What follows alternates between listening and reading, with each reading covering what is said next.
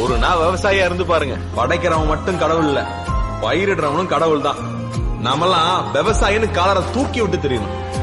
ராத்திரி வீட்டுக்கு போனா சாப்பாடு தான் சாப்பிடணும். அதனால விவசாயிகளை என்னைக்குமே விட்டு கொடுக்காம நம்மளுடைய வேர்களை ஆழமா வச்சுட்டு நம்ம வளருவோம். நீங்க இன்ஜினியரிங் படிங்க, டாக்டருக்கு படிங்க, வக்கீலுக்கு படிங்க, ஏன் அரசியல் கூட பண்ணுங்க. ஆனா விவசாயமும் பண்ணுங்க. என்னை பொறுத்த வரைக்கும் அடுத்த தலைமுறையில எத்தனை பேர் விவசாயம் பண்ண போறோங்கிறதா முக்கியம்.